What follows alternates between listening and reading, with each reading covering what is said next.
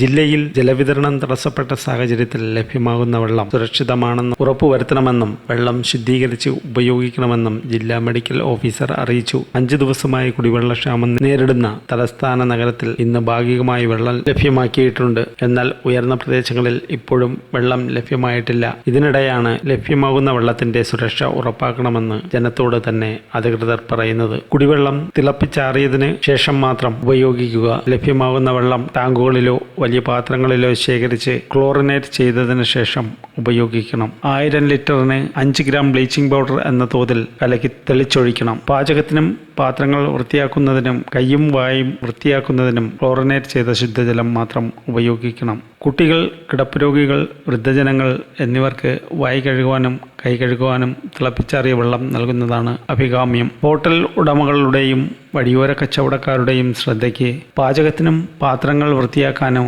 Chlorinate ചെയ്ത വെള്ളം മാത്രം ഉപയോഗിക്കണം. കുടിക്കാൻ തിളപ്പിച്ചാറിയ വെള്ളം മാത്രം നൽകണം. തിളപ്പിച്ച കുടിവെള്ളം തണുപ്പിക്കാൻ പച്ചവെള്ളം ചേർക്കരുത്. ജ്യൂസുകൾ തയ്യാറാക്കാൻ തിളപ്പിച്ചാറിയ വെള്ളവും ശുദ്ധജലത്തിൽ തയ്യാറാക്കിയ ഐസും മാത്രം ചേർക്കണം. മോരുകറി, ചമ്മന്തിക്കറി തുടങ്ങിയവ തയ്യാറാക്കാൻ തിളപ്പിച്ചാറിയ വെള്ളം മാത്രം ഉപയോഗിക്കണം. ആഹാരത്തിന് മുൻപും ശേഷവും കൈയും വായും വൃത്തിയാക്കാൻ ക്ലോറിനേറ്റ് ചെയ്ത വെള്ളം ഉപയോഗിക്കണമെന്നും അറിയിപ്പിൽ പറയുന്നു.